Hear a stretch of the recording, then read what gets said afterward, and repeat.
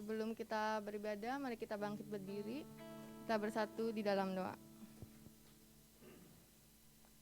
Tuhan Yesus yang baik, terima kasih ya Tuhan untuk pagi yang indah ini ya Tuhan. Tuhan, sampaikan kami di tempat ini ya Tuhan. Kami ingin memuji dan menyembah-Mu ya Tuhan.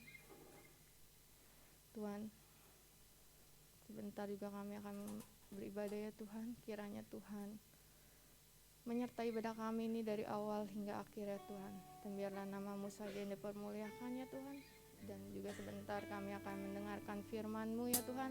Biarlah firman yang kami dengarkan ini bisa menjadi rema di dalam kehidupan kami dan bisa menjadi berkat di luar sana ya Tuhan. Tuhan, terima kasih ya Tuhan. Dan Tuhan, kami juga berdoa ya Tuhan untuk saudara-saudara kami yang masih dalam perjalanan atau tidak bisa beribadah ya Tuhan. Tuhan, sertai mereka dimanapun mereka berada ya Tuhan. Terima kasih ya Tuhan Yesus. Kami berdoa dan mengucap syukur. Haleluya. Amin.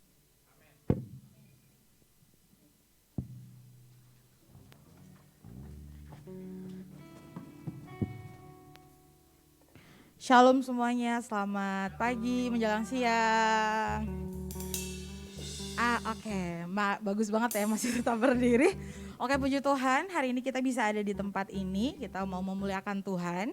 Tapi sebelum itu coba dulu tos kiri kanannya, coba. Udah lama nih kita nggak tos kiri kanan. Mumpung udah ada keringanan dari pemerintah, boleh lah ya. Oke, good. Oke, sekarang sebelum kita mulai kita mau baca dulu visi dan misi kita. Boleh ditampilkan kakak? Ceng-ceng, visinya 1-3. Mengalami Tuhan dan hidup dalam prioritas yang benar. Yeay. Misinya apa kakak? Misinya 1-3, menjadi suratan Kristus yang terbuka dan terbaca. Tepuk tangan untuk Tuhan Yesus. Oke, semuanya mari kita siapkan hati kita. Kita mau fokus untuk Tuhan, kita mau beribadahkan Tuhan di pagi hari menjelang siang ini karena Tuhan Yesus baik. Jadi mari apa yang di belakang kita tinggalkan, masalah-masalah kita lupakan dulu. Kita semua bawa itu ke dalam tangan Tuhan.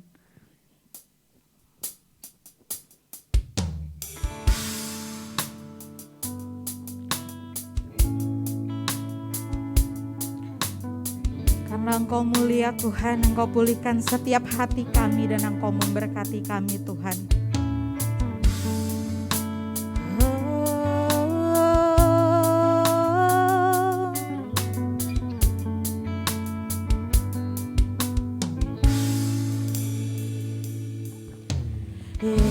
Yesus, kemuliaan-Mu pulihkan hatiku. Yesus, kemuliaan-Mu berkati hidupku. Yesus, kemuliaan-Mu pulihkan hatiku. Yesus, kemuliaan-Mu berkati hidupku. Segala pujian syukur bagi-Mu, Kau hadir dalam hidupku. Kini ku datang sujud di hadapan-Mu, memuji-Mu,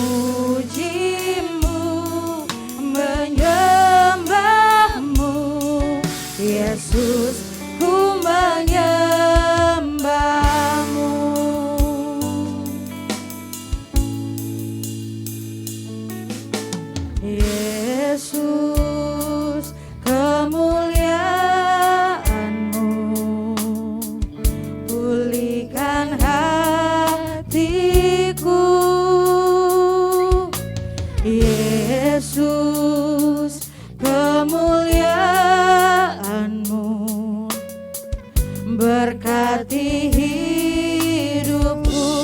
Yesus, Yesus, kemuliaan-Mu pulihkan hatiku. Oh Yesus, kemuliaan-Mu berkati hidupku. Segala pujian, syukur bagimu. Kau hadir Tuhan, hadir dalam hidupku.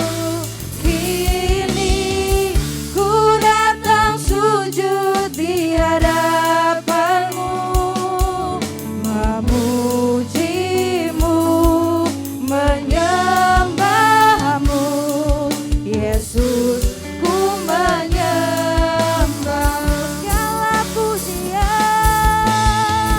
Segala pujian, syukur bagimu. Engkau hadir Tuhan, hadir dalam hidupku. Kini ku datang sujud di hadapan-Mu, memuji-Mu, menyembah-Mu. Yesus, ku menyembah-Mu. Oh Tuhan Yesus, kami bersyukur Tuhan untuk hari ini yang Kau beri bagi kami Tuhan. Kami bersyukur Bapa, kami datang di hadapan-Mu, kami memuji, kami membesarkan kemuliaan-Mu. Biarlah Engkau dipuji, Engkau begitu baik. Oh, oh, terima kasih Tuhan. Segala pujian, syukur bagimu. Terima kasih Kau hadir dalam hidupku. Kini ku datang sujud di hadapan-Mu, memuji-Mu, menyembah-Mu. Yesus, ku menyembah-Mu. Segala pujian, syukur bagimu. Kau hadir dalam hidupku. Kini ku datang sujud di hadapan-Mu, memuji-Mu, menyembah-Mu. Yesus, ku menyembah-Mu, memuji-Mu, memuji-Mu, menyembah-Mu. Yesus, ku menyembah, memuji-Mu, memuji-Mu, menyembah-Mu. Ku menyembah-Mu. Haleluya. Berikan kemuliaan untuk Tuhan Yesus. Woo. Oh, haleluya.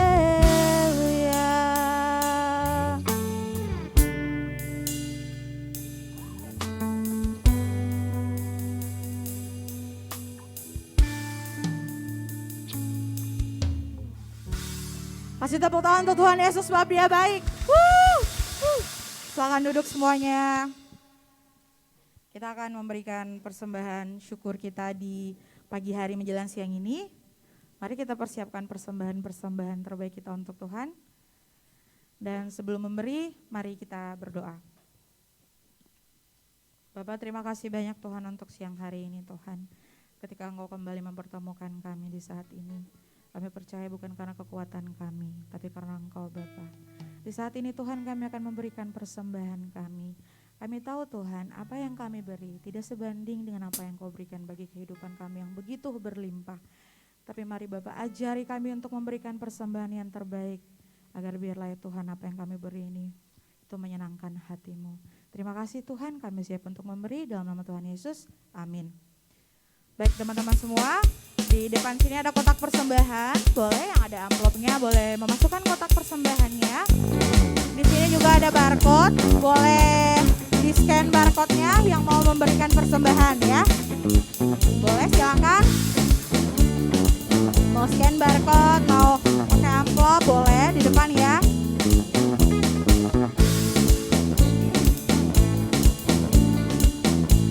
Yang sudah memberi boleh semuanya kita berdiri. Kita mau puji Tuhan. Yuk kita mau berdiri ya. Kita mau bersuka cita di dalam Tuhan. Hey, mari kita bersukaria karena ini hari bahagia. Kita berkumpul jadi satu. Puji Tuhan semesta itu. Tepuk tangan wajah berseri. Hilangkanlah hati yang sedih. Bukankah Yesus berkata damai yang diberikan kita. Mari kita bersukaria. Ayo semuanya, mari kita bersukaria. Boleh, ayo tepuk tangan yang mana. Kita berkumpul jadi satu. Puji Tuhan semesta itu. Tepuk tangan wajah berseri. Hilangkanlah hati yang sedih. Yesus berkata, bukankah Yesus berkata damai yang diberikan kita. Mari kita bersukaria. Jemaat saja nyanyikan, jemaat saja. Kurang kedengaran suaranya. Kurang kenceng, lebih kenceng lagi boleh. Puji Tuhan. Tepuk tangan wajah berseri. Yesus berkata, damai yang diberikan kita. Mari kita bersukaria. Sama-sama kita nyanyikan. Mari kita bersukaria karena ini hari bahagia. Kita berkumpul jadi satu. Puji Tuhan semesta itu. Tepuk tangan wajah berseri. Hilangkanlah hati yang sedih. Yesus berkata, bukankah Yesus berkata damai yang diberikan kita. Mari kita bersukaria. Hey, tepuk tangan untuk Yesus. Haleluya. Yuk semuanya kita duduk kembali.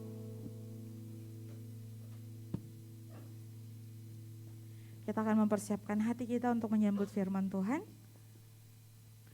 Mari kita siapkan hati kita. Kita mau fokus untuk mendengarkan kebenaran firman Tuhan.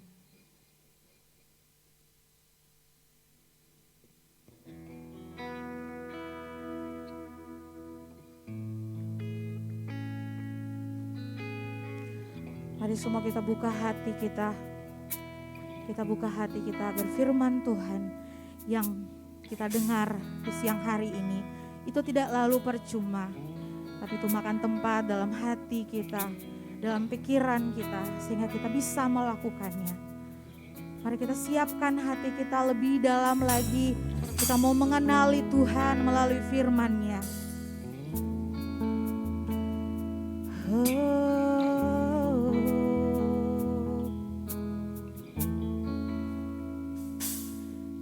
Kusiapkan hatiku Tuhan untuk dengar firman-Mu saat ini. Ku sujud menyembah-Mu Tuhan, masuk hadirat-Mu saat ini. Curahkan urapan-Mu Tuhan, bagi jemaat-Mu saat ini. Ku siapkan hatiku Tuhan untuk dengar firman-Mu.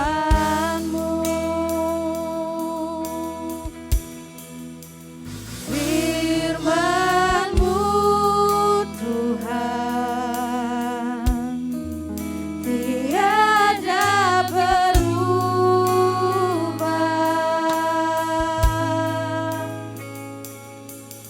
dahulu sekarang selama-lamanya tiada berubah. Firman-Mu Tuhan penolong hidupku. Ku siapkan hatiku Tuhan untuk dengar firman-Mu. Saya undang semuanya berdiri, kita mau memuliakan Tuhan. Ku siapkan hatiku Tuhan untuk dengar firman-Mu saat ini. Ku sujud menyembah-Mu Tuhan, masuk hadirat-Mu saat ini. Curahkan urapan-Mu Tuhan bagi jemaat-Mu saat ini. Ku siapkan hatiku Tuhan untuk dengar firman-Mu. Firman-Mu Tuhan tiada berubah,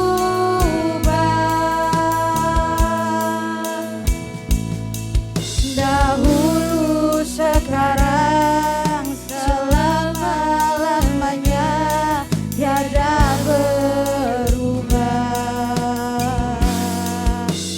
Firman-Mu Tuhan penolong hidupku.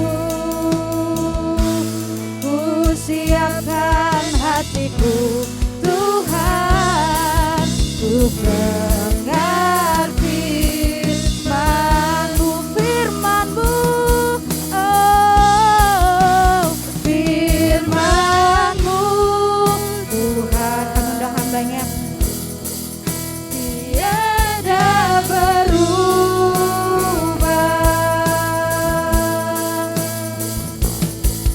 dahulu sekarang selama-lamanya tiada berubah.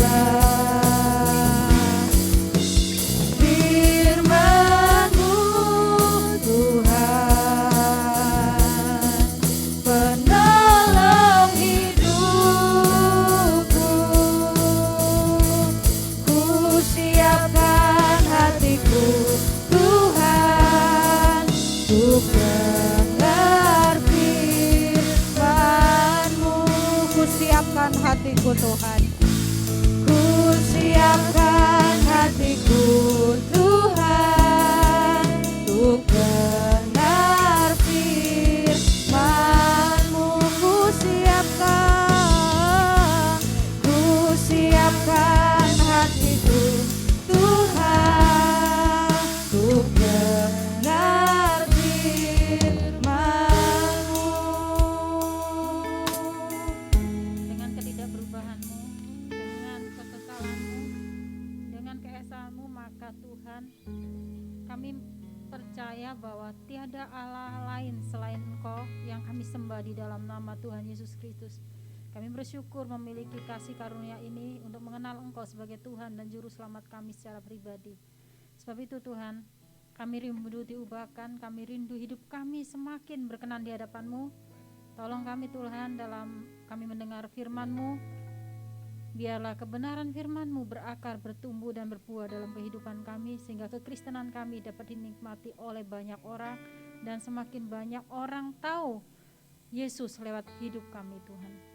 Urapi lidah bibir hamba-Mu, biarlah setiap apapun yang hamba-Mu sampaikan menjadi berkat buat setiap anak-anak-Mu, suara dari isi hati-Mu Tuhan, sehingga kebenaran-Mu boleh sampai kepada anak-anak-Mu di tempat ini. Dalam nama Yesus kami berdoa, amin. Silakan duduk. Shalom. Shalom. Penuh nih. Oke, teman-teman, thank you buat tim PW, buat media, sound, kameramen, semuanya thank you buat pelayanannya, Aser. Oke teman-teman, wih ada yang dari jauh, wih kangen deh sama Ayumi, hari ini dateng. Makanya kok hari ini ceria banget. Enggak, kita ceria semua karena hari ini harinya Tuhan, pasti gitu. Oke teman-teman, hari ini saya pengen nyampein sesuatu tentang kayaknya kalau dari temanya kayak galau nih. Boleh ditampilkan? Kreativitas yang tertunda. Wih apa sih ini kreativitas yang tertunda? Seolah-olah kayak harapan yang tidak tercapai gitu kan. Teman-teman, suatu ketika waktu saya masih kuliah, memang cita-cita saya pengen saya bisa pelayanan misi ke wilayah Kalimantan. Pada waktu itu saya enggak mikir Kalimantan mana, tapi ternyata saya diutusnya ke Kalimantan Tengah. Dan di Kalimantan Tengah itu bukan kotanya, tapi ke pedalaman. Kalau ekspektasi kalian pedalaman, jangan berpikir pedalaman yang kayak pedalaman hutan, KKN Desa Penari gitu, enggak. Jadi pedalamannya itu saya hidup di tepian sungai yang dari tempat itu menuju ke kota itu kalau naik speedboat itu 2 jam, kalau naik yang perahu motor biasa itu bisa 4 jam. Dan biayanya mahal. Zaman 15 tahun lalu itu speedboatnya aja itu 50.000. Kalau sekarang dengar-dengar 200.000. Jadi kalau 200.000 itu udah sama kayak ongkos sini ke Jawa gitu kan. Kalau naik bis.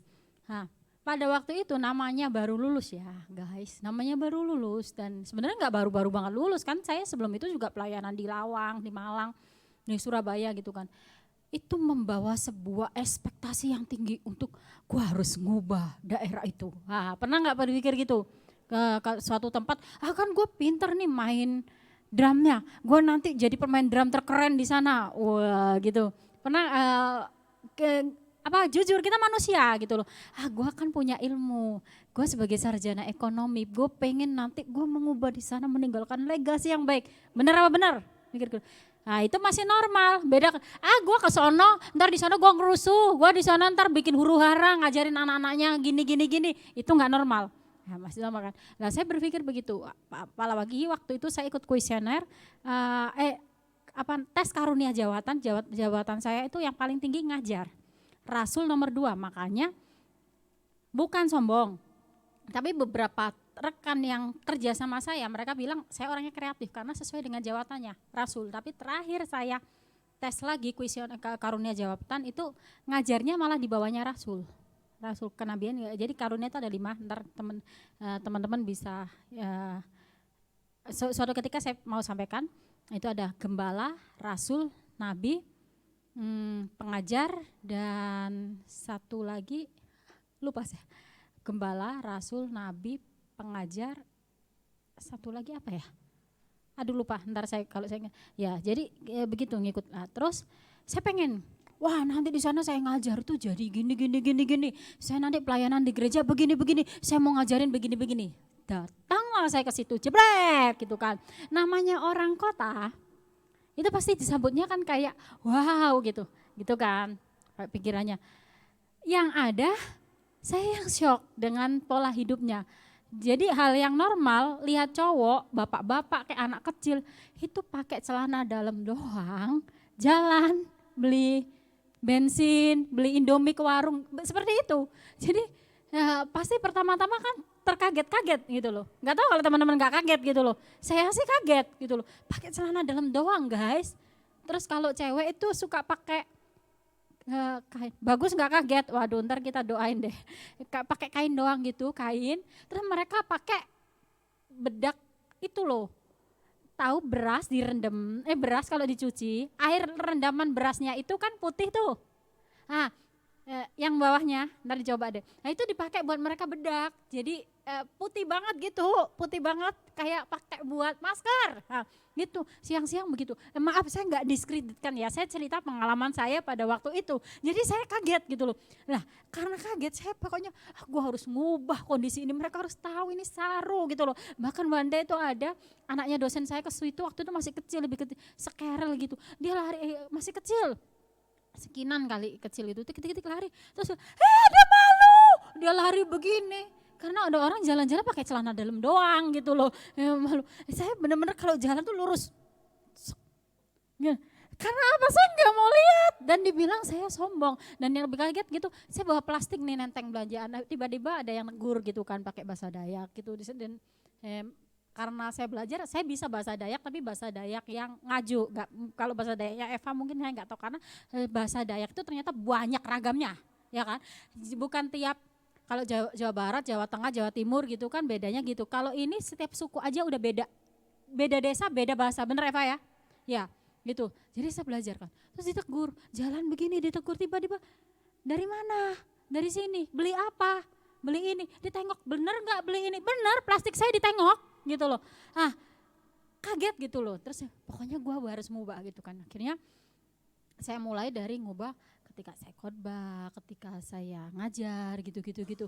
Yang ada apa? Saya yang dianggap aneh. Saya dianggap aneh waktu itu kan berdua sama teman saya. Jadi gini, karena jiwa mudanya itu waktu itu umur saya 21, kalau nggak salah 20. Ternyata begini teman-teman. Karena jiwa muda saya menggebu-gebu pengen, karena kan cuma 2 tahun di situ harus menghasilkan sesuatu. Hasilnya adalah apa? Serius teman-teman, saya dikirimin santet. Iya, kok? Iya, benar. Dikirimin santet gitu. Santetnya karena apa? Santetnya pengen. ini lucu tapi konyol gitu loh, makanya jadi dikirimin supaya saya jadi kayak orang sono, jangan jadi orang aneh gitu loh. Ini benar, ini pengalaman tak terlupakan dalam kehidupan saya. Nah, jadi teman-teman akhirnya saya ngerti karena kan banyak sekali hamba-hamba Tuhan, penginjil-penginjil yang udah masuk nggak berhasil gitu loh. Dan sampai sekarang saya berhubungan baik dengan murid-murid. Saya selalu ngomong, karena kamu anak daerah, kamu pulang, kamu ubah. Tapi pelan-pelan, saya ngomong itu pelan-pelan. Akhirnya diriku yang katanya kreatif ini di sana itu cuma bisa apa?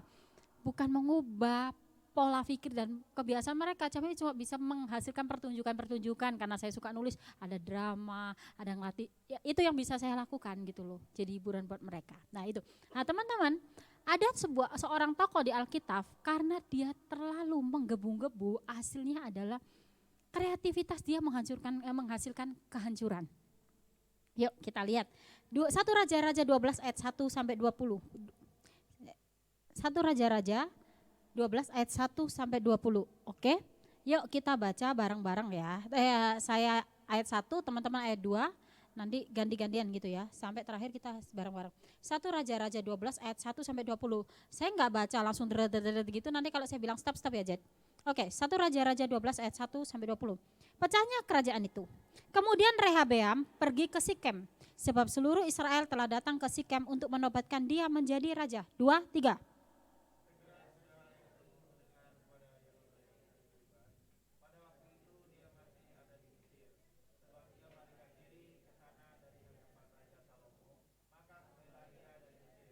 Orang menyuruh memanggil dia, lalu datanglah Yerobeam dengan segenap jemaah Israel dan berkata kepada Rehabeam,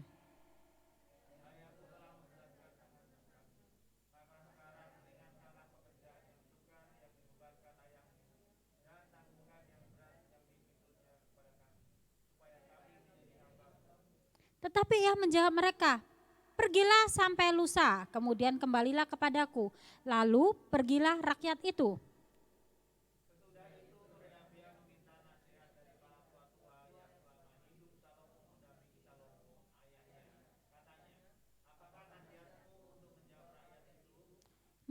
Mereka berkata, jika hari ini engkau mau menjadi hamba rakyat, mau mengabdi kepada mereka dan menjawab mereka dengan kata-kata yang baik, maka mereka menjadi hamba-hambamu sepanjang waktu.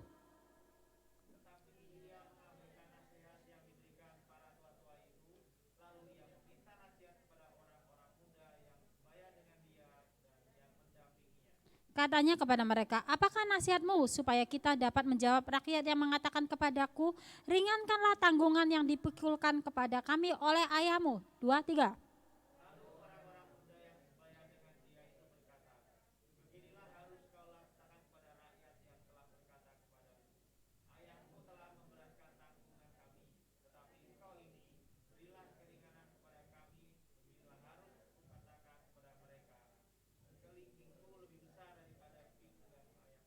Maka sekarang ayahku telah membebankan kepada kamu tanggungan yang berat, tetapi aku akan menambah tanggungan kamu. Ayahmu telah menghajar kamu dengan cambuk, tetapi aku menghajar kamu dengan cambuk yang berduri besi. 2, 3.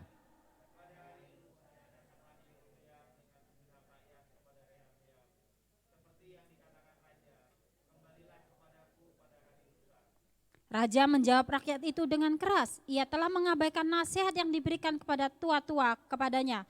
2, 3.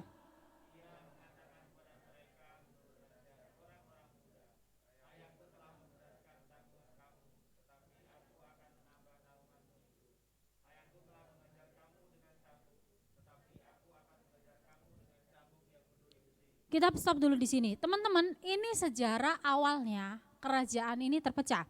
Jadi kita lihat ayat 15 katakan bahwa raja tidak mendengar permintaan rakyat.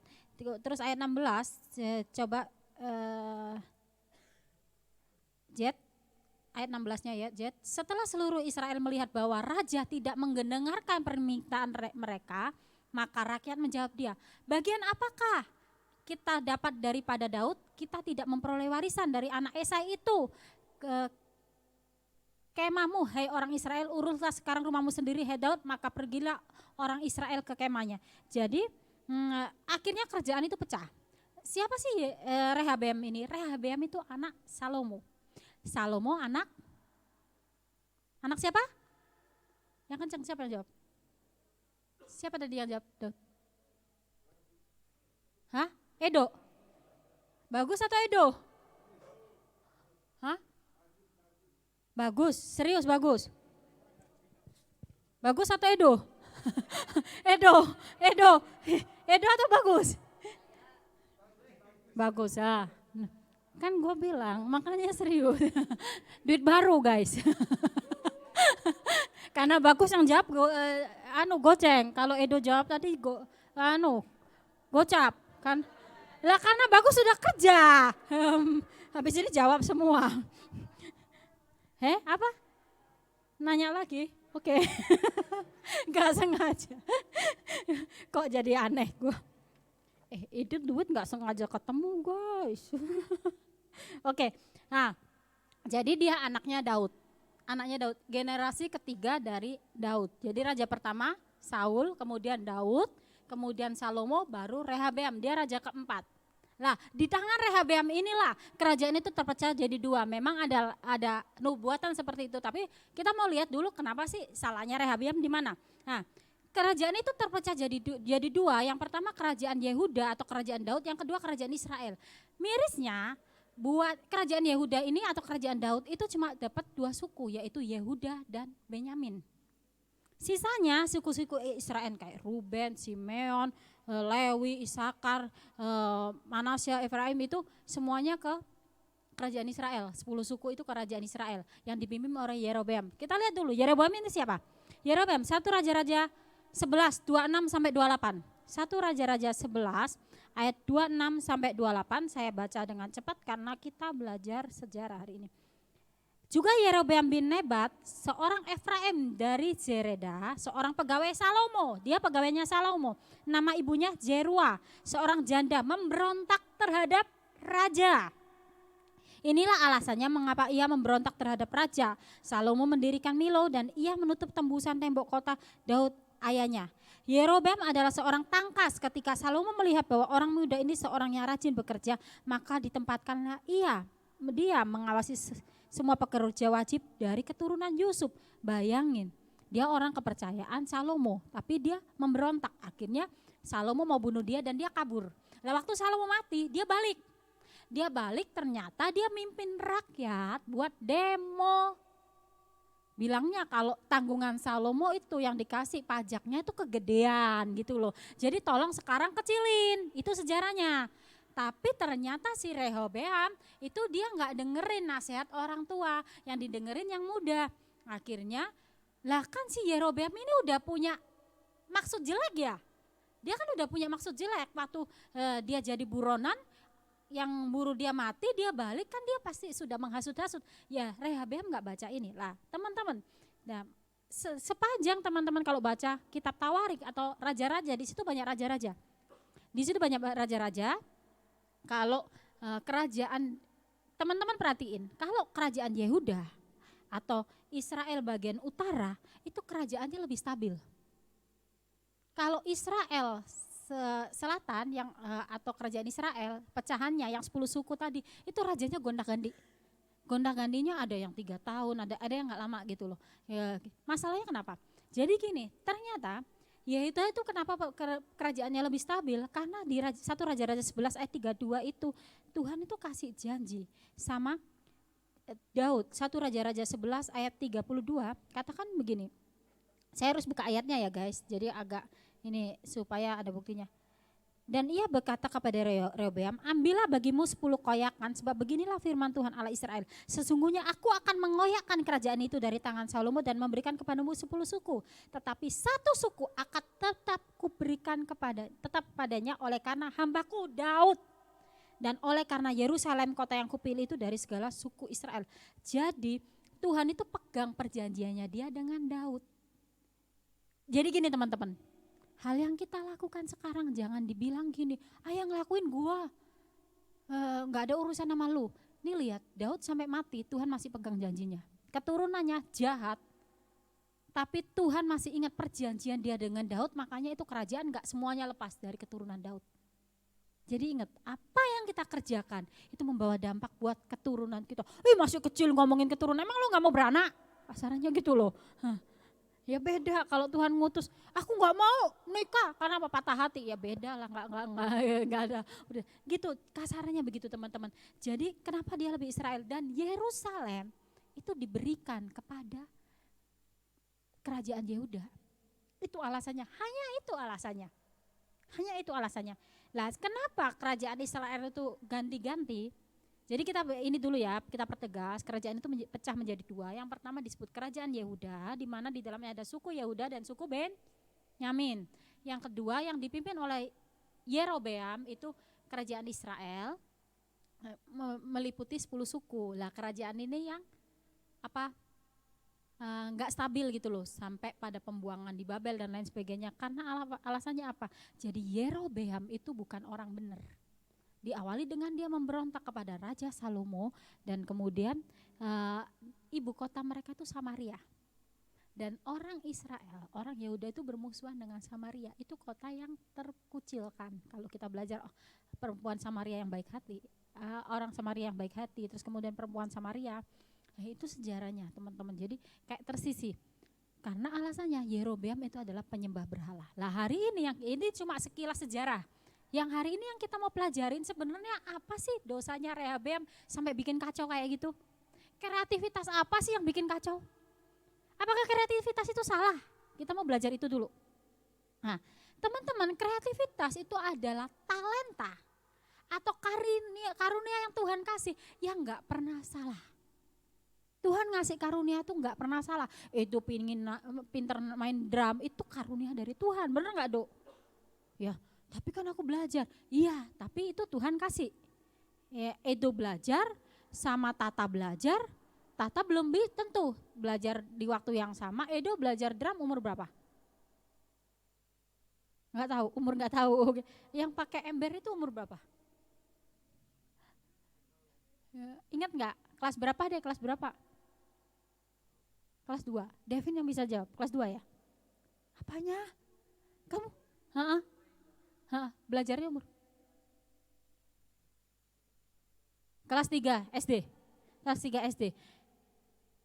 Taruh berarti umur 8 ya. Ya anggap umur 8. Edo umur 8 belajar drum. Sama Devin umur 8 belajar drum. Belum tentu juga Devin bisa main drum. Ya enggak? Devin bass. Karena apa? Itu namanya talenta, karunia, pemberian. Oke? Nah, karunia enggak pernah salah. Tapi karunia bukan satu-satunya alasan kita hidup. Karena karunia, talenta, tanpa hikmat, tanpa urapan, itu menyebabkan kehancuran dalam hidup kita. Makanya nggak heran ada artis yang ketika terkenal meninggalnya bunuh diri, matinya OD, hidupnya nggak karu-karuan. Coba dia nggak artis, coba dia nggak terkenal, dia bisa nggak dapat power untuk naklukin cewek-cewek. Makanya nggak heran banyak orang kaya hidupnya hancur. Karena apa? Karena karunia. Nah, makanya teman-teman kita mau belajar kesalahan Rehabeam. Yang pertama, 1 Raja-Raja 12 ayat 6 sampai 8. 1 Raja-Raja 12 ayat 6 sampai 8. Yuk teman-teman baca yang keras. 2, 3.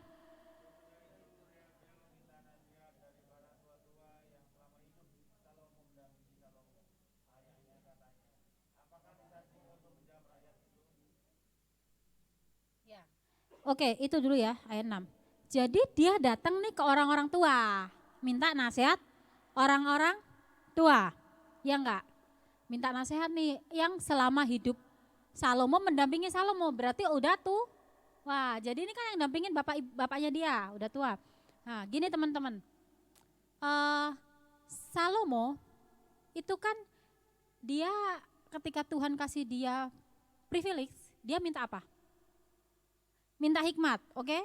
Lah orang tua-tua ini dia mendampingi Salomo, berarti pada waktu mendampingi Salomo dia masih muda, iya dong, masih muda. Kalau dia udah tua, waktu Salomo meninggal ya dia udah mati, ya kan? Makanya tuanya tua kayak Salomo gitu kan, tapi Salomo lebih dulu mati gitu kan. Nah, berarti orang-orang ini yang tadinya selama mudanya mendampingi Salomo sampai tua, Salomo itu kan orang berhikmat di seluruh bumi. Belum ada yang menandingi hikmatnya Salomo, benar? Oke, kita harus samain ini dulu. Belum ada yang mendampingi. Logikanya begini, kalau dia mendampingi Salomo, dia ketularan hikmatnya Salomo enggak? Ya pasti ketularan lah. Kamu mau bicara orang bodoh dampingin orang pinter tahun-tahunan, kira-kira dia ketularan pinternya enggak? Ya ketularan. Coba, tahu enggak Mary asistennya Raffi Ahmad? Siapa yang tahu? Ayo jangan pura-pura enggak tahu. Mary asistennya Raffi Ahmad. Brian tahu lah. Tahu kan Bray? Mary, itu kaya enggak? Kaya. Dia kaya dari dia sebelum dampingi Raffi Ahmad atau setelah? Setelah dia punya rumah, kalah. Ya enggak? Artis yang baru muncul kalah sama dia, bener enggak? Jamnya dia, harganya ratusan juta, dia ikutan dapat endorse. Karena apa? Karena Raffi Ahmad, dia dampingin Raffi Ahmad. Kalau dia enggak dampingin Raffi Ahmad, dia begitu enggak? Contoh lagi, Jerome. Pada waktu itu subscriber dia baru 500, bener enggak? Ya, saya ngikutin dia dari awal gitu loh. Enggak dari awal banget. Dia boom, langsung jadi 1 juta dan lain sebagainya sejak dia collab sama siapa? Raffi Ahmad. Serius, Sanjaya lagi. Sama Raffi Ahmad. Ini enggak lagi ngomongin Raffi Ahmad. Artinya begini, kekuasaan tuh bisa nular. Keberuntungan bisa nular. Dengan siapa kita bergaul, maka pola kita apalagi hikmat. Ya enggak? Harusnya nular. Lah Rehabeam bodohnya, kok dia nggak dengerin yang ini, dengerin yang muda. Artinya begini, ketika dia datang ke orang tua itu sebenarnya cuma formalitas, takut disalahin. Dia baru jadi raja, datang ke orang tua penasihat. Soalnya kalau gua nggak ajak ngomong tersinggung lagi. Ya udah bikin begini. Tapi kasih tahu tuh Cici sama Kuku, ntar kalau nggak dikasih tahu baper lo, baper. Enggak, kita nggak bakal baper kalau nggak dibilangin. Sebenarnya orang tua ini juga nggak bakalan baper, nggak diceritain orang tua ini baper. Tapi akibatnya Rehabeam bagaimana? Jadi dia cuma datang cuma sebagai formalitas. Dia lapor tapi nggak respect gitu loh. Dia nggak ada respectnya sama orang-orang tua ini. Dia ngomong tapi nggak respect. Dia cuma ngomong supaya ya ini dulu dampingin bapak gue ya, gue coba hargai dia aja lah. Gue coba tanya. Kami punya teman, serius, kami punya teman waktu itu dia nyalek. Pada sebelumnya dia sempat jadi pejabat daerah gitu loh. Terus dia ke Jakarta. Papanya dia termasuk orang penting di pemerintahan pada zaman Orde Baru. Jadi zaman Orde Baru. Terus Wande, papanya dia memang udah tua. Jadi orang kalau tua itu kan bawel ya. Ngeselin gitu loh. Bener, kalau ngomong juga bikin kesel gitu loh. Tapi kan kita tetap harus respect gitu loh. Papanya udah ngomong, waktu itu ada orang yang bantu dia. Papanya udah ngomong, feelingnya gak bagus sama orang ini. Papanya itu sudah ngasih tahu yang satu ini, yang si A ini bagus. Karena kenalan papanya, yang ini kan tiba-tiba muncul. Dia gak dengerin, tahu gak? Dia kalah. Lah waktu kalah, ketahuan ternyata yang dicurigain papanya jahat itu beneran orang jahat loh, nyusup loh. Jadi kadang kita nggak sadar gitu loh, bahwa kita ngerasa bahwa kita ini apa ya, cuma formalitas, ngajak ngomong orang tua, pimpinan itu cuma formalitas karena biar nggak disalahin. Padahal nggak begitu gitu loh. Kalau cuma takut biar nggak disalahin, nggak usah ngomong deh, orang tua nggak bakalan baper kok. Ya mungkin baper, tapi kan akibat yang nanggung juga bukan orang tua gitu ya, tetap aja orang tua yang nanggung. Contohnya kalian bikin acara terus habis itu yaudah Cici Koko nggak usah ikutan, kita bikin tenang aja, kita yang akan tanggung jawab. Misalnya ada sesuatu kejadian bener, kita berdua ikut tanggung jawab nggak? Ya tetap ikut, bener nggak Bre? Ya tetap, makanya jangan sok pinter deh gitu loh. Kadang-kadang kami pun sampai detik ini kalau misalnya kalau ngomongin gereja, misalnya Pak Ade bilang enggak, ya kita nggak jalan. Tanya anak-anak tim inti kita. Sekalipun kita kayak enggak, kalau dibilang enggak deh kayaknya, kita stop, bener kan? Kita stop. Kenapa? Bukan kita apa-apa, tapi ya kita tahu kita tunduk sama otoritas, apalagi sama orang tua gitu loh. Orang tua itu lebih ngerti loh daripada kita. Mungkin kadang-kadang kita ngerasa lebih pintar, kadang mungkin kita gini, ada orang tua yang kita gaul sama ini gitu loh, jangan deh, jangan temenan sama itu nakal gitu kan. Kita kan pasti jadi jengkel, bener gak sih?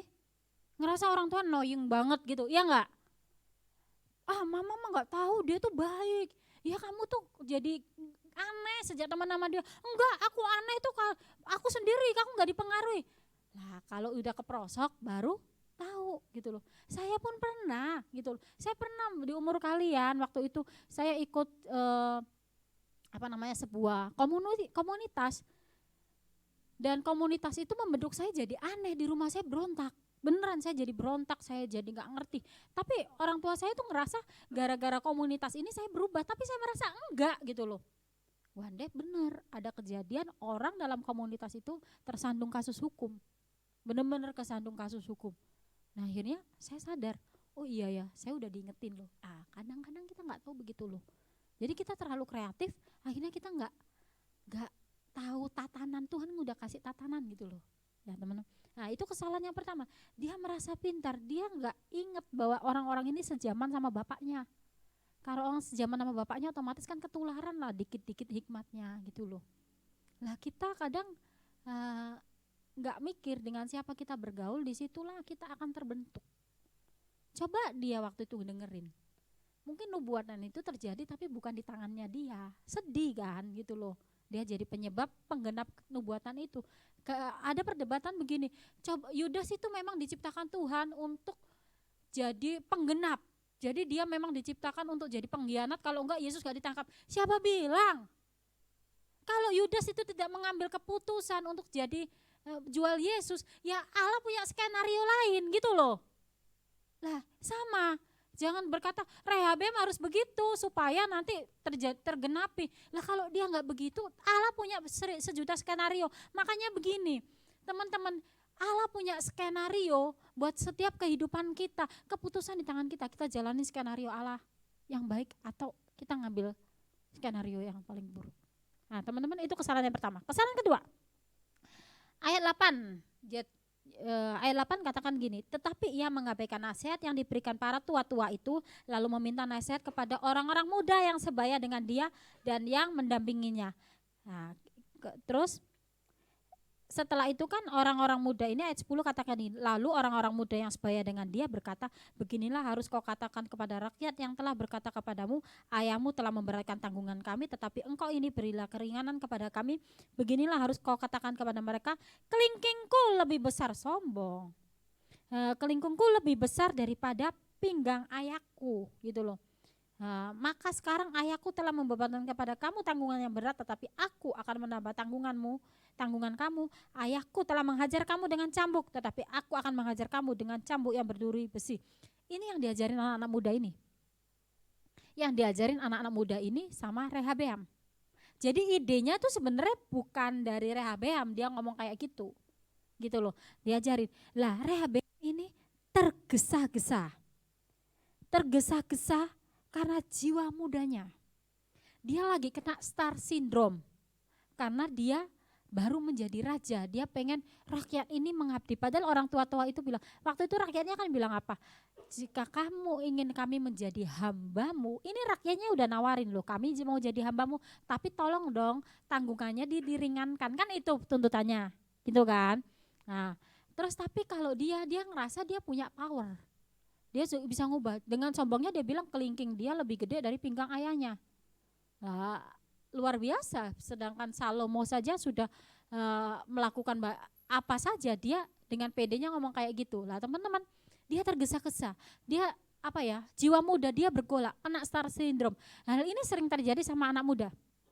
Ketika dia baru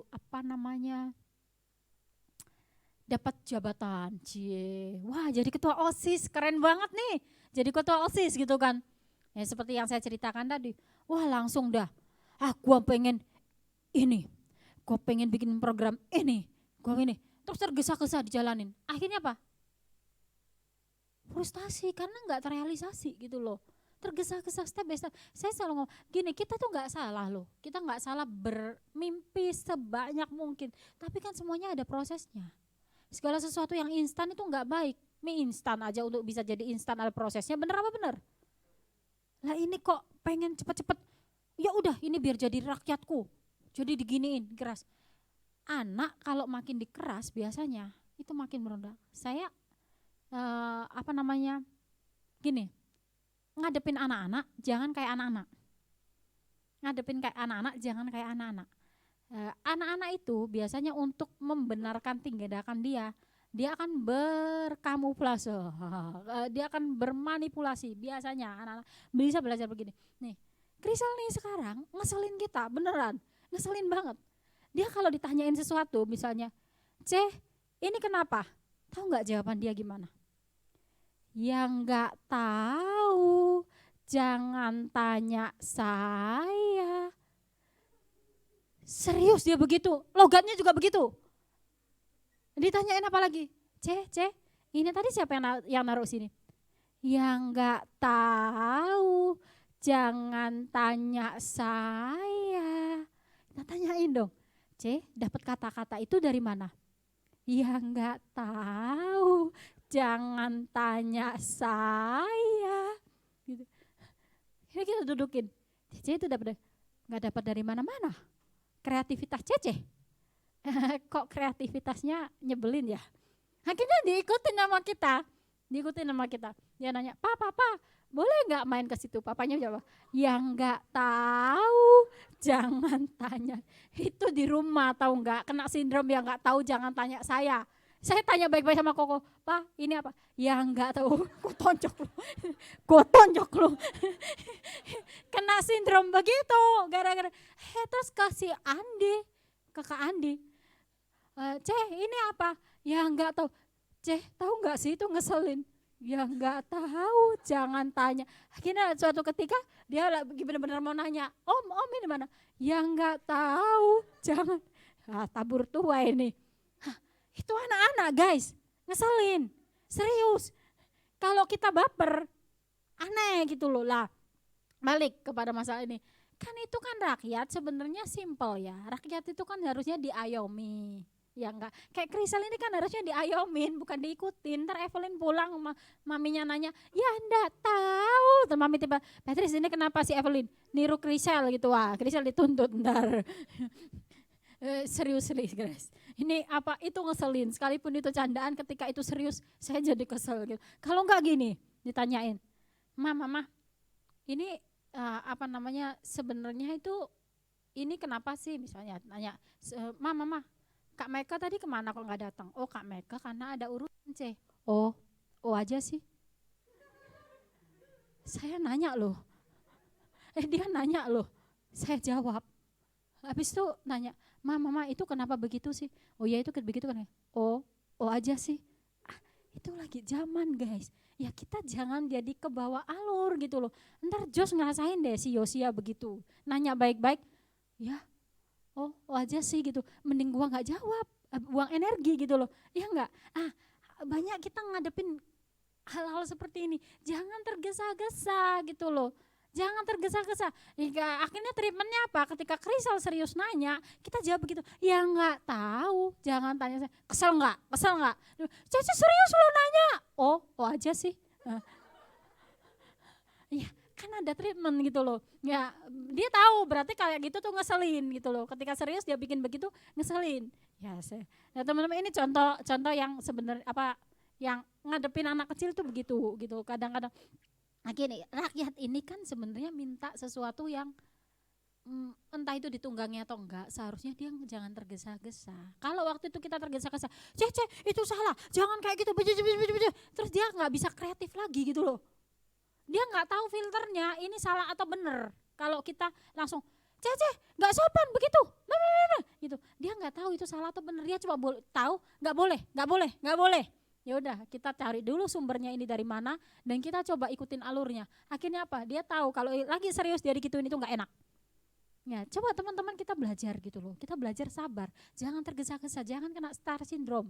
Belajar, oh kayaknya ini bagusnya Yud itu dibikin begini. Coba kita ikutin alon-alon asal kelakon gitu loh.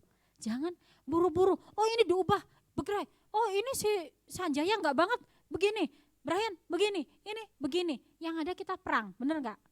Pelan-pelan, kita sekalipun kita tahu mungkin kita bener, tapi kalau belum kairosnya Tuhan, coba hold dulu, tarik dulu, pelan-pelan gitu. Lah sama orang tua mungkin kadang kita juga ngerasa, aku bener, mama papa itu nggak ngerti, coba pelan-pelan. Tadi contoh sepele, saya tadi juga sedikit ngerem, anak-anak lagi bikin meja nih, bukan bikin, benerin meja. Terus udah berapa orang tadi ngeret murnya. Nah, yang sini bisa, yang sini ngejeblak. Buka, yang sini bisa, ini ngejeblak. Udah gitu kan. Terus saya sudah berpikir gini, udah deh itu ntar dipaku gitu kan. Sok pintar, biasalah. Itu dipaku, ntar aja gitu kan.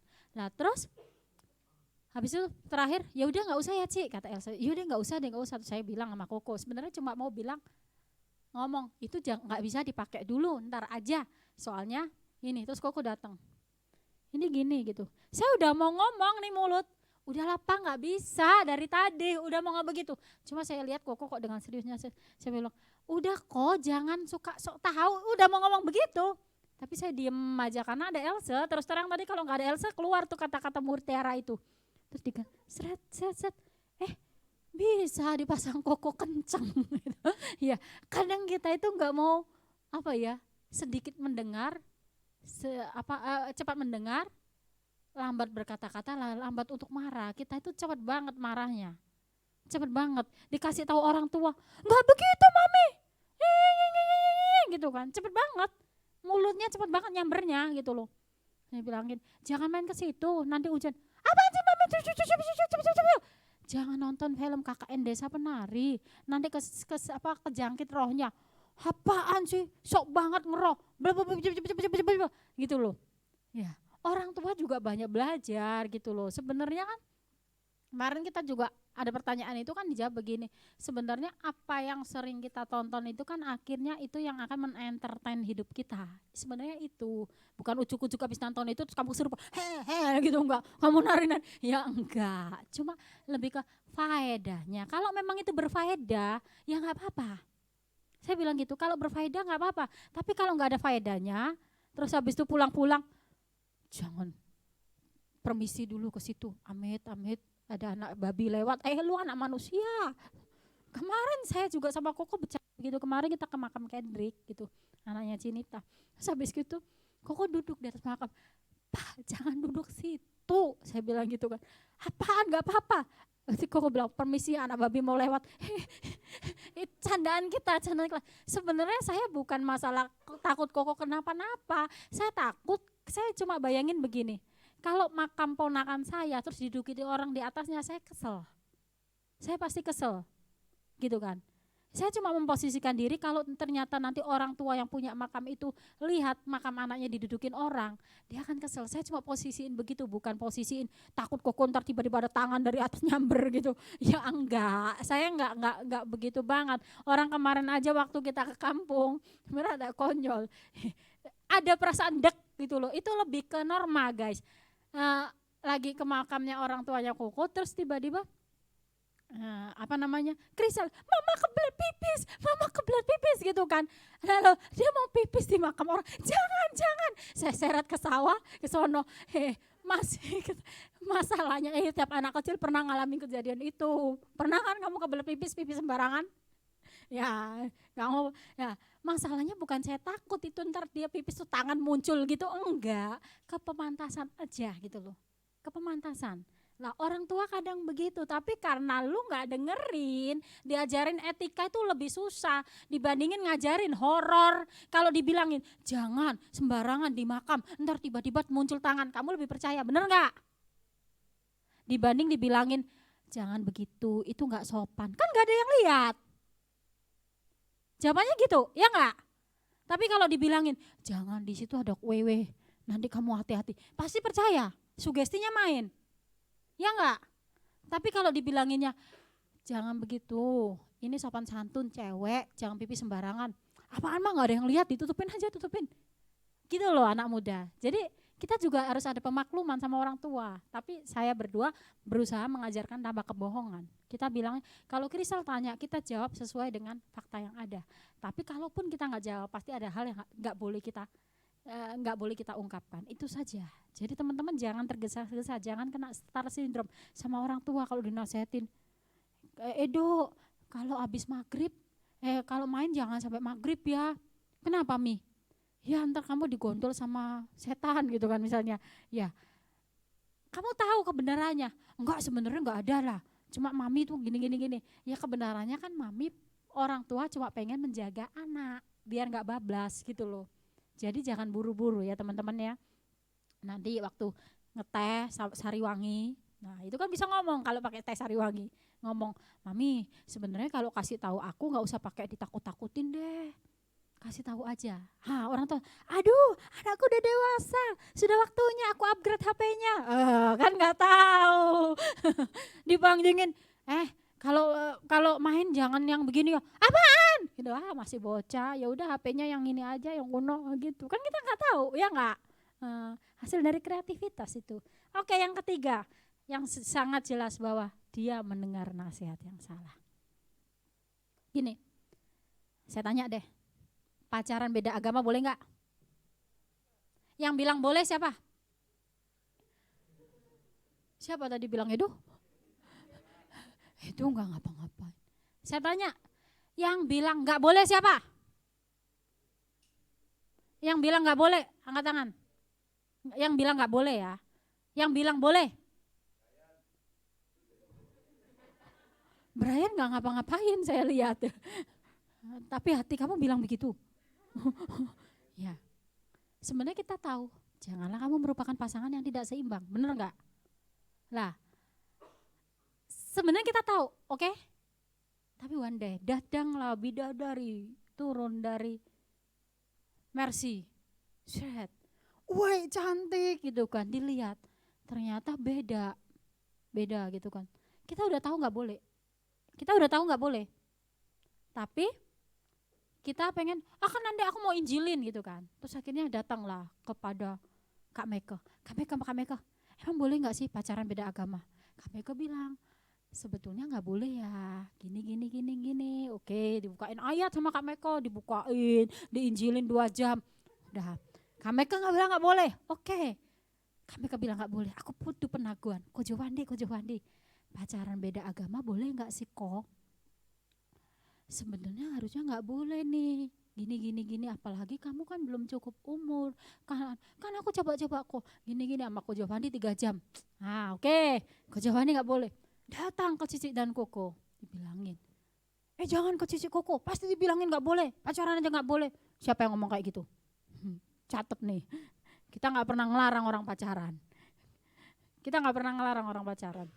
Kalau kita nyuruh pending iya, tapi kita gak pernah ngelarang. Tapi keputusan di kalian, datang dibilangin, ya kasih tahu. Aduh, gue udah tahu firman Tuhan itu. Cici Koko sama aja sama Kak Meka sama Ko Giovanni, satu kok paket dah. Udahlah, itu komplotan. Jreng. Nanya DM ke hamba Tuhan. Shalom Kak, aku ini dari J3 Generation. Bapak-bapak J3 lagi. Mau menanyakan begini, boleh gak sih pacaran beda agama? Jelasin gini, ya apaan sih ini pastor, gak banget. Gak boleh, nyari sampai suatu ketika ada katanya hamba Tuhan bilang, ya gak apa-apa asal kamu jangan kebawa, kamu ini gini, boleh kok, yang penting kamu bisa narik dia. Dapat satu doang peneguhan. Dari 10 yang dia tanya. Pacaran lah si Markona dengan Markija ini. Pacaran. Akhirnya si Markonanya, si Maria Magdalenanya tiba-tiba bilang apa? Kayaknya aku mulai meragukan ke Yesusan deh. Akhirnya apa? Nikah posisi beda agama. Katanya mau bawa suaminya ke gereja nanti. Akhirnya apa? Kebawa. Nah, kadang gini, kita itu tahu jawabannya, tapi kita cuma pengen membenarkan apa yang kita lakukan. Padahal nurani kita itu sebenarnya gak nyaman kita jalanin ini. Tapi daging kita narik kita dengan kuat untuk kita lakukan ini, dan kita butuh peneguhan. Dan orang itu akan jadi kambing hitam. One day rumah tangganya gak bahagia, ini gara-gara Kak itu bilang kalau katanya boleh didoain nanti bisa berubah. Tahu gitu aku dengerin Kak Meka gitu. Udah terlambat. Kak Mekanya bilang apa? Kak Meka aku mau cerai. Kak Meka bilang kan gak boleh cerai. Kamu harus hidup dalam neraka itu seumur hidup supaya kamu bisa masuk ke surga. Karena gak boleh cerai. Kalaupun kamu cerai, kamu tidak boleh menikah lagi karena itu zina. Tapi aku gak bahagia. Terus Kak Meka dalam hati, kalau boleh berkata, kasihan deh lo, aku ingin berkata tapi aku akan jaga imet. Ya. One day kamu akan berkata, coba aku dulu dengerin. Coba aku gak main fitnah pembinaku karena untuk membenarkan. Coba aku gak cari pembenaran seperti itu. Coba aku diem. Ada hal banyak dalam hidup kami gak setuju dengan khotbah seseorang. Kami gak setuju dengan pengajaran seseorang. Kami gak setuju dengan pengajaran seseorang. Tapi kami gak konfrontasi. Bukan karena kami takut. Bukan karena kami pengecut. Maaf bicara, kalau ahli debat. Ini loh, kakak kalian ini saya pernah ceritakan, saya itu pemenang lomba debat antar agama waktu itu, Kristen, Buddha, dan Muslim. Pada waktu itu saya mahasiswa semester 5, saya pemenangnya lomba debat di situ. Kenapa saya mau ikut lomba debat itu? Karena dibayar, karena diutus kampus, karena saya butuh biaya kuliah. Tapi kalau sekarang saya disuruh debat, saya tidak mau debat untuk sesuatu yang tidak harus saya debatkan. One day kakak saya tiba-tiba bilang, saya minta pinjam bukumu dong. Yang waktu itu buku tentang pembelaan, apologet Kristen gitu kan. Waktu itu kakak saya nanganin ada satu anak dia, temannya Koko juga tuh, yang dia pacaran sama beda agama terus dikeroyok gitu loh, diajak debat sama kiainya gini-gini. Kakak saya mau pinjem buku saya. Kenapa kakak saya bisa nanya? Karena dia ingat adiknya pernah menang lomba debat itu. Tapi sekarang kami berdua gak mau kayak gitu. Kami gak mau, bukan karena kami pengecut. Kita punya sejuta jawaban kok. Bahkan kemarin saya cerita sama maminya Evelyn, saya bilang, Ci tahu gak ada sesuatu gitu loh yang saya lakuin gitu kan, saya dapat nilai tertinggi loh, saya bilang gitu. Karena untuk sesuatu yang saya angkat, yang sederhana banget, yang saya nggak kepikir gitu. Saya sempat survei, mereka sama Vio mungkin nggak sadar, saya sebenarnya survei waktu ngajak ngobrol kalian itu. Saya sedang interview gitu loh. Cuma saya nggak ngomong. Waktu kita interview dan saya sempat interview beberapa orang gitu kan. Dan saya angkat itu. Saya angkat ternyata saya dapat nilainya A+ gitu. Dari 25 orang, nilai saya paling tinggi di situ. Kenapa? Nah, ya memang kalau mau diajak debat, ayo debat, tapi buat apa gitu loh. Lah, kadang kita ngerasa gini loh, kita tuh paling bener. Akhirnya pakainya otot. Kita menang bukan karena ini, tapi karena pintar ngomong, ngotot. Terus orang bilang, ih males ngotot sama lu, ya udah mending gua diem gitu loh. Kan gak enak digituin terus, ya itu kan diem kalah lu sama gua kalah. Maknya diem, ih mak gua udah diem. Udah capek ngasih tahu gua. Kenapa mak gua kalah? Apa mak gua ini banget, kecil banget, kuno banget. Padahal mak lu udah capek ngasih tahu. Capek. Ketika pembina diem dibilang apa? Tuh kan salah pengajaran dia. Padahal dia apa? Mungkin aja dia sedang berkata, yang mau dibina ya udah saya bina, yang nggak mau ya udah saya biarin. Lah kan ngeri kalau digituin, bener nggak? Terus seneng, enak hidup gua nggak diurus. Emang enak nggak diurus? Kalau saya sih nggak enak. Buat saya, lawan dari cinta itu bukan benci. Tahu nggak lawan cinta itu apa, Bray? Bukan. Lawan dari cinta adalah tidak diperdulikan. Coba ya tipsnya ya. Kalau kamu punya cewek atau cowok yang dibilangin, yang jangan pulang malam-malam doh yang gitu kan. Terus dianya apaan sih gitu kan. Wow, nggak dengerin, tetap gini. Coba deh, nggak usah dikasih tahu. Aku pulang malam nih, habis dari sini, gini. Oke. Terus ceweknya, aku nggak makan nih, sakit mah. Oke. Aku lambungku lagi sakit soalnya telat makan. Oke, GWS. Kira-kira gimana ceweknya? Kamu gak cinta lagi sama aku.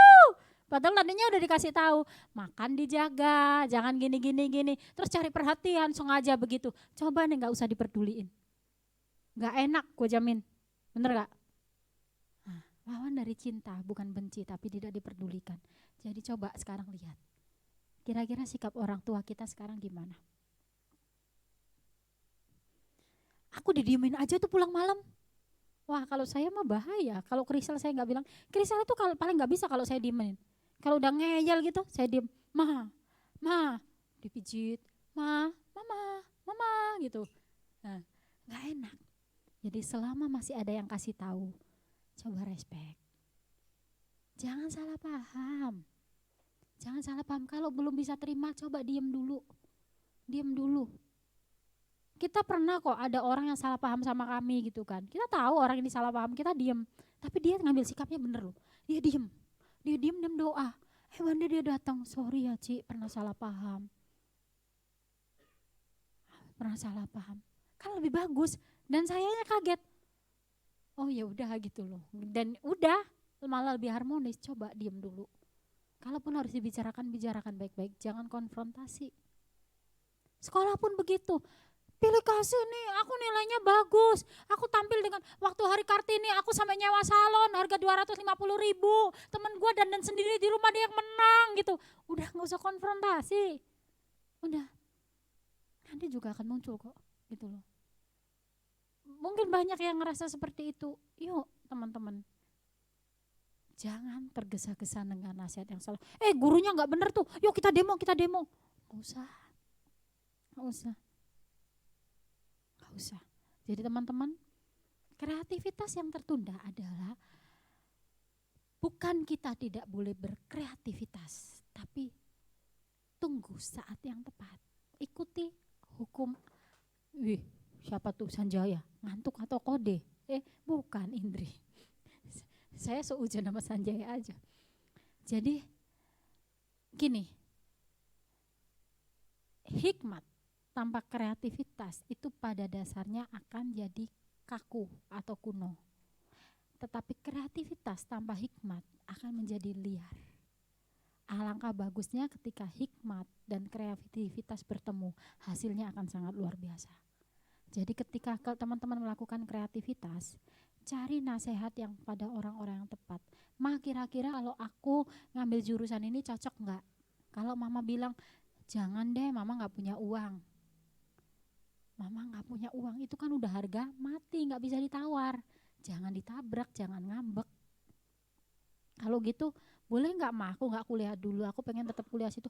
Aku mau kerja dulu ngumpulin uang. Itu kan lebih jempol daripada ngamuk-ngamuk. Bener nggak? Daripada ngamuk-ngamuk. Lah tapi mama papa nggak bisa diajak ngomong. Coba caranya diubah deh, cara ngomongnya. Nggak mungkin deh orang tua sampai nggak mau dengerin. Cara ngomongnya diubah. Waktunya yang dicari lagi, pelan-pelan. Kalau orang tua lihat kesungguhanmu, orang tua nggak mungkin nentang. Begitu pula dengan power yang kita punya. Kalau memang Tuhan sedang percayakan jabatan-jabatan tertentu, tetap ingat di atas jabatan kita masih ada orang-orang yang seharusnya menjadi payung. Kalaupun kita berbeda paham, jangan salah paham dulu, jangan ngegas dulu, jangan nyebarin rumor-rumor yang gak bagus. Mungkin buat kita itu untuk membenarkan tindakan kita, tapi tahu gak itu kalau masuk pasal pencemaran nama baik bisa loh. Ayo. Jadi gini loh, kalau kita benci sama seseorang, jangan ajak orang lain buat benci gitu loh. Kalau kita baikan, kita gak bisa bikin mereka baikan juga. Cukup jadi urusan kita pribadi. Jadi teman-teman, tetap berkreativitas. Tapi kalau memang itu harus ditunda, tunda dulu. Jangan terus jadi apatis. Gini nggak boleh, gitu nggak boleh. Ya udah deh, nggak usah ngapa-ngapain. Biarin, biar syukur, biar tahu. Gua nggak mau terlibat dalam pelayanan, biar tahu rasa. Emang nggak ada situ pelayanan nggak jalan. Emang itu gereja situ, itu gereja Tuhan, tetap jalan. Ya enggak? Jadi alon-alon. Kalaupun ada saatnya kita ngegas, itu ngegas tentang iman kita. Pengiringan kita, bukan pelayanannya yang digos. Oh kan katanya harus gini. Ya ayolah belajar untuk tetap tunduk sama otoritas. Oke, saya undang pemain musik.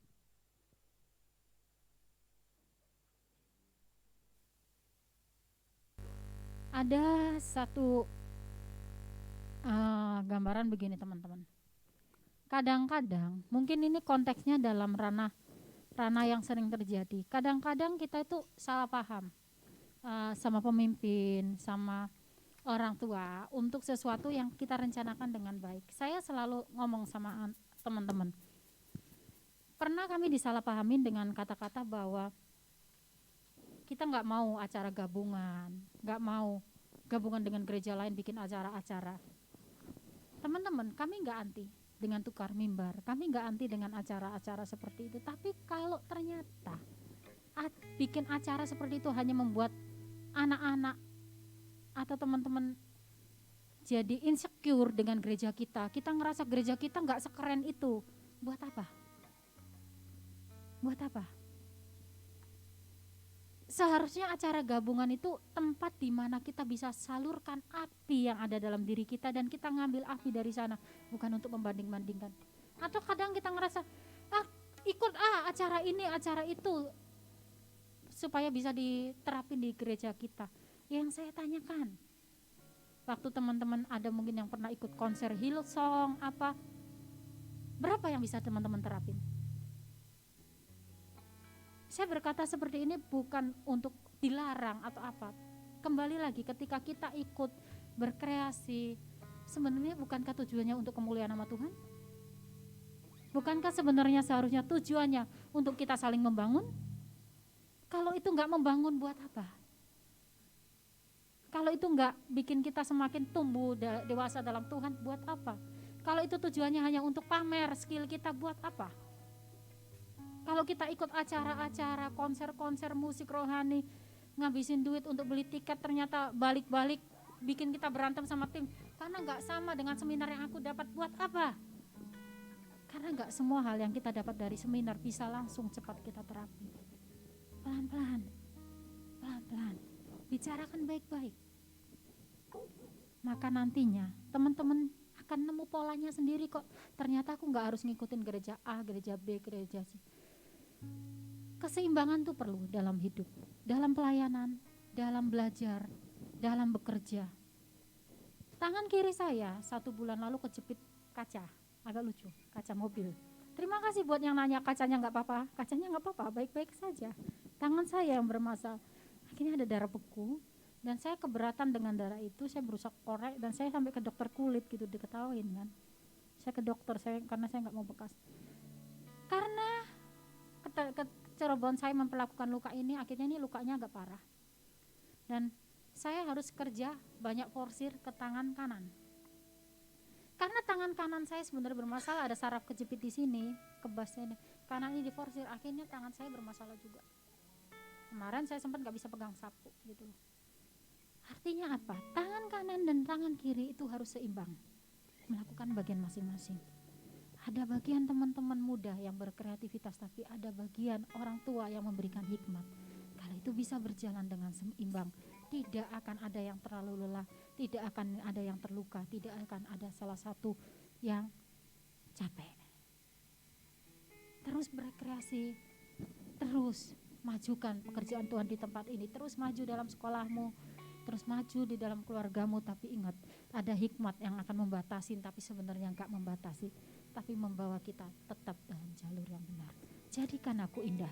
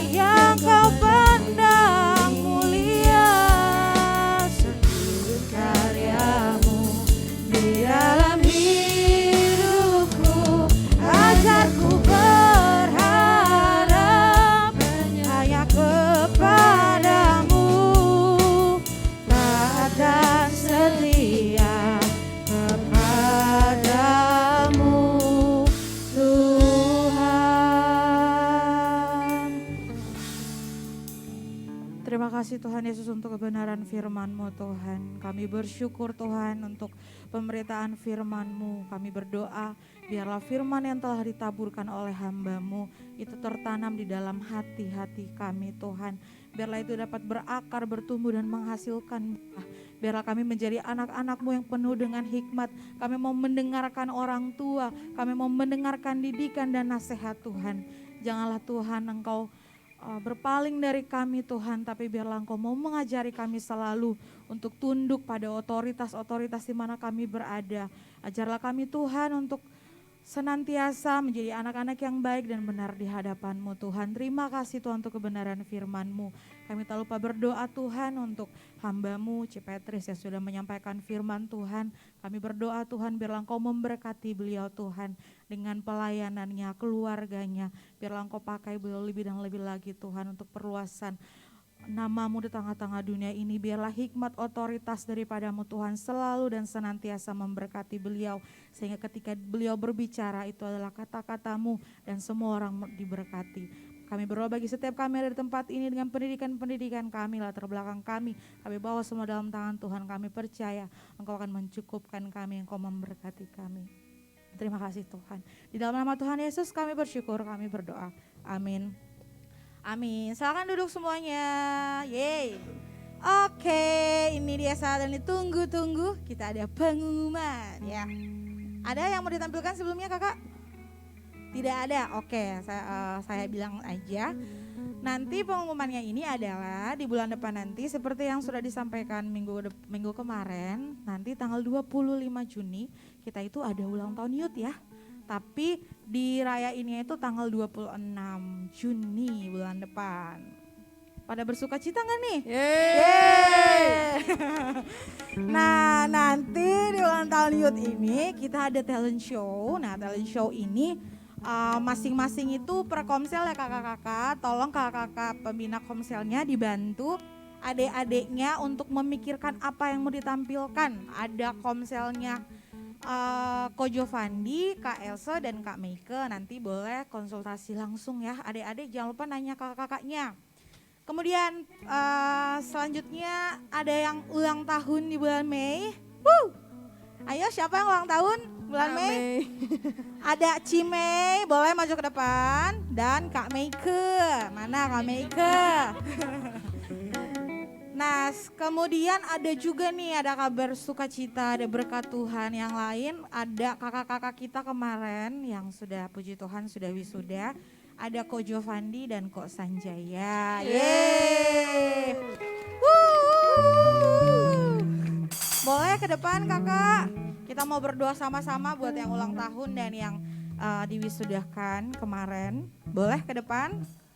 Ayo Cimei, Kak Meike, Ko Jovandi dan Ko Sanjaya.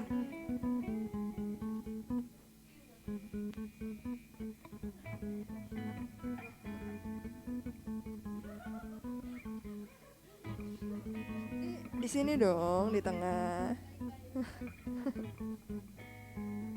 Yuk sebelum doa satu lagi C. Kemarin kan ada lomba, bukan lomba, apa namanya? Yang tanya seminar. Lah, itu ada satu pertanyaan, satu-satunya dari Yud sih. Enak aja. Enak aja. Bukan, ada sih, bukan satu-satunya, ada satu lagi pertanyaan yang ngaco. Jadi yang menang ini, pemenangnya adalah dia, pertanyaannya ntar diganti. Yang menang adalah akun atas nama Evelyn. Nah, silakan maju Evelyn. Akunnya, ini kamu yang nanya atau Koko yang nanya? Oh iya Evelyn. Jadi Evelyn nanti bulan depan nanya lagi ya. Makanya pamerin ke Sanjaya, pamerin. Dia ketiduran gak ikut. Dia ketiduran gak ikut. Coba kalau dia ikut belum tentu menang. Nah, Evelyn jangan lupa nanya lagi ya. Kamu pertanyaannya apa kemarin? Apakah perbedaannya Satan dan Lucifer? Kalau ada, apa perbedaannya? Pertanyaannya berkualitas banget. Dia nanya apa perbedaannya setan dan Lucifer. Kalau ada apa perbedaannya? Oke, tepuk tangan sekali lagi buat Evelyn. Nah, sekarang kita berdoa buat mereka berempat yang 2 berulang tahun. Tanggal berapa Mei ulang tahunnya? Tanggal 7 Mei.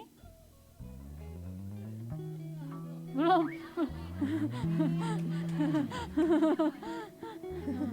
Oke, yuk kita doain dulu sama mereka. Nanti tuh udah ada bocoran dikasih itu Indonesia.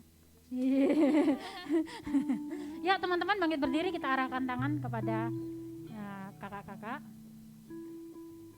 Terima kasih Tuhan, kami bersyukur buat bulan Mei ini kalau 2 saudari kami baik Mei maupun Meike berulang tahun Tuhan. Terima kasih buat kasih karunia-Mu buat kehidupan mereka. Kami percaya berkat Tuhan akan terus menyertai kehidupan mereka dimanapun berada. Kiranya kasih karunia-Mu yang memampukan mereka hidup seturut dengan kehendak-Mu Bapa. Kedewasaan baik secara jasmani maupun rohani mengikuti langkah mereka. Berkat Tuhan yang akan membuat mereka semakin mempermuliakan Engkau, sehingga lewat berkat-berkat-Mu Tuhan mereka semakin hidup dekat dengan Engkau. Berkati studinya Mei Tuhan dalam masa-masa menulis skripsi, pekerjaannya, Engkau yang akan berkarya Tuhan, untuk hikmat Tuhan ada dalam hidupnya, memberkati pelayanannya dalam sekolah minggu, dalam PW Tuhan juga memberkati setiap apapun yang dikerjakan. Hidup Mei Tuhan akan memancarkan kemuliaan Kristus. Juga Mei ke Tuhan dalam pekerjaan, dalam pelayanan, dalam kepemimpinan dia di dalam Komsel Tuhan. Hikmat-Mu yang akan menyertai dia dan membuat dia berhasil dalam setiap langkah kehidupannya. Terima kasih, kami juga bersyukur buat Jovandi dan Sanjaya yang sudah graduation minggu ini Bapak. Tuhan, lulus SMA, lulus kuliah, artinya semakin dewasa memegang tanggung jawab sebagai pengikut Kristus. Kami percaya Tuhan ada jalan Tuhan, ada destiny yang sudah Tuhan taruh untuk mereka hidup semakin serupa dengan Kristus. Dalam rencana ke depan, baik itu mencari pekerjaan atau meneruskan studi, Engkau yang akan mencukupkan berkat-berkat-Mu, baik itu buat Sanjaya maupun Jovandi Tuhan. Hidup mereka akan semakin dikenan oleh Tuhan, dan orang-orang yang melihat mereka akan percaya bahwa hanya Tuhanlah yang memampukan mereka untuk menempuh studinya dengan baik, dan masa depan mereka akan dipegang oleh Engkau. Terima kasih Bapak. Segala pujian, hormat, kemuliaan kami kembalikan kepadamu dalam nama Tuhan Yesus kami berdoa. Terima kasih Tuhan, mengucap syukur buat hari ini. Tuhan sudah menyertai ibadah kami dari awal, pertengahan hingga sampai akhir ibadah kami Tuhan. Kami juga bersyukur Tuhan buat firman-Mu yang sudah mengingatkan kami untuk kami boleh senantiasa mendengarkan setiap nasihat dari para orang tua, mentor, pembina, kakak rohani, dan kami percaya Tuhan hikmat yang dimiliki oleh orang tua dan dengan kreativitas yang kami miliki sebagai anak-anak muda akan menjadi suatu hal yang luar biasa. Terima kasih Bapa buat firman-Mu, dan biarlah kiranya firman yang sudah ditaburkan jatuh di tanah hati kami yang subur sehingga boleh tertanam, bertumbuh dan berbuah dan menghasilkan buah-buahnya Tuhan. Mari Bapa, jadikan kami semua anak-anak-Mu Youth J3 Generation menjadi suratan Kristus yang terbuka dan terbaca bagi banyak orang. Terima kasih Tuhan. Kalau sebentar kami akan akhiri ibadah kami akan kembali ke tempat kami masing-masing. Biarlah kiranya penyertaan Tuhan, perlindungan Tuhan terus bersama dengan kami, sehingga Tuhan tibakan kami di tempat kami masing-masing tanpa kurang suatu apapun. Terima kasih Bapa di surga, sebelum kami pergi, sebelum kami tinggal ke tempat ini, kami rindu berkat yang datangnya daripada Tuhan. Mari kita angkat tangan kita sama-sama tidak berkat. Tuhan memberkati engkau dan melindungi engkau. Tuhan menyinari engkau dengan wajahnya dan beri engkau kasih karunia. Tuhan mengarahkan wajahnya kepadamu dan beri engkau damai sejahtera. Biarlah kiranya berkat dari Bapa Surgawi, cinta kasih dari Tuhan Yesus Kristus yang telah rela mati dari kayu salib menebus dosa-dosa kita semua, dan penyertaan dari Allah Roh Kudus yang manis, yang lembut, yang menuntun kita dari sekarang sampai Maranatha, Tuhan datang kali yang kedua. Setiap kita sudah berkat, mari kita sama-sama katakan amin. Selamat hari Minggu, Tuhan Yesus memberkati. Selamat hari Minggu.